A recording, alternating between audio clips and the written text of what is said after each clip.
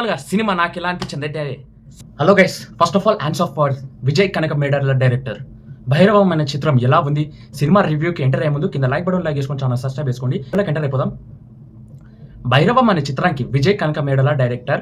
అదేవిధంగా ఈ చిత్రంలో కీలకమైన పాత్రలు నటిస్తూ హీరోగా నటించారు వెల్లంకొండ శ్రీనివాస్.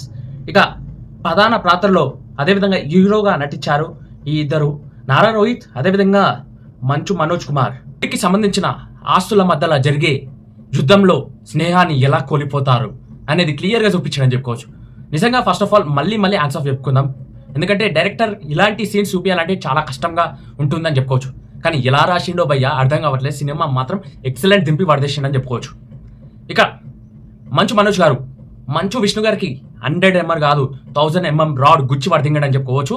తన యాక్టింగ్తో పర్ఫార్మెన్స్తో వీర విరారం ఆడించడని చెప్పుకోవచ్చు. సినిమాలో ప్రధాన హీరోగా అని చెప్పారు కానీ ప్రధాన విలన్గా నటించాడని చెప్పుకోవచ్చు. సినిమాలో అసలైన కథ భయ్య ఇది. వారాగి అమ్మవారి గుడికి సంబంధించిన ల్యాండ్ మీద మినిస్టర్ గారి కన్ను పడ్డాక అది ఎలా పొందుతాడు అనేది చిత్రం భయ్య. కానీ చిత్రంలో ఫ్రెండ్షిప్ గురించి క్లియర్గా చెప్పిండని చెప్పుకోవచ్చు. స్నేహం కోసం ప్రాణాలు ఇస్తాడు, స్నేహం కోసం ప్రాణాలు తీసేసి ఆ డబ్బులను గుంజుకుంటాడు. ఇంకా అర్థం కాలే, డబ్బుకి ఎంత విలువ ఉందో స్నేహానికి విలువ లేదని చెప్పుకోవచ్చు. నిజంగా చెప్తున్నా, 600 కోట్ల కోసం సినిమాల్లో మంచు విష్ణు గారు రోహిత్ గారిని మోసం చేశారు భయ్య. మోసం చేసి చంపేసిండని చెప్పుకోవచ్చు సినిమాలో. అంటే నిజ జీవితంలో ఉండుంటే అలాంటి పాత్రలు ఎలా ఉండేదంటే ఇలానే ఉండేది. సినిమాలో చూసినట్టు అక్షరాల కళ్ళకి తిప్పి చూపించిందని చెప్పుకోవచ్చు. ఇంకా ఓవరాల్గా కథ వచ్చేసే గుడికి సంబంధించిన కథ అని చెప్పుకోవచ్చు. కానీ ఆ గుడితో పాటు బంధాన్ని స్నేహాన్ని కలిపి తిప్పి చూపించకుండా కరెక్ట్గా తను ఏం చూపించాలో అదే చూపించండి చెప్పుకోవచ్చు డైరెక్టర్.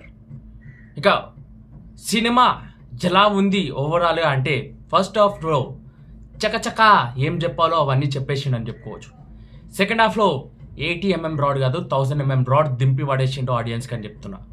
అలాంటి సీన్స్ ఉన్నాయని చెప్పుకోవచ్చు. అలాంటి విచిత్రమైన ఫైట్ సీన్స్ ఉన్నాయని చెప్పుకోవచ్చు. షిగమూకుట కొడుతుంటే ఉంటుంది, బెల్లంకొండ గారు కొడుతుంటారు, ఒక రేంజ్లో ఉంటుంది భయ్య. ఆ డ్యాన్స్తో పాటు ఆ రిథమ్, ఇంకా అదే విధంగా ఒక్కొక్క ఫైట్ సీన్స్కి మాత్రం గూస్ బంప్స్ రాక తప్పదని చెప్తున్నా. అదేందో భయ్య, నేను చూసిన థియేటర్ బాగాలేదు కాబట్టి అయినా కానీ అలాంటి వైబ్స్ వచ్చినాయంటే గూస్ బంప్స్ వైబ్స్. నిజంగా ఎక్సలెంట్ డైరెక్టర్ అని చెప్పుకోవచ్చు. ఓవరాల్గా సినిమా నాకు ఎలా అనిపించింది అంటే, సూపర్ వండర్ఫుల్ ఆసమ్ ఇవన్నీ చెప్పారు దానికన్నా ప్రాణం పెట్టేసాడు అని చెప్పుకోవచ్చు సినిమాకి. ఇక ఓవరాల్కి సినిమాకి రేటింగ్ వచ్చేసి 5కి 5 రేటింగ్ ఇస్తా. ఇక మీకేమనిపించిందో కామెంట్ సెక్షన్ కామెంట్ చేస్తూ, ఇక సినిమా చూసిన వాళ్ళు ఉంటే కామెంట్ సెక్షన్ కామెంట్ చేయండి. అదేవిధంగా వాళ్ళ ఛానల్ని సబ్స్క్రైబ్ చేసుకోండి, లైక్ చేసుకోండి. జై హింద్.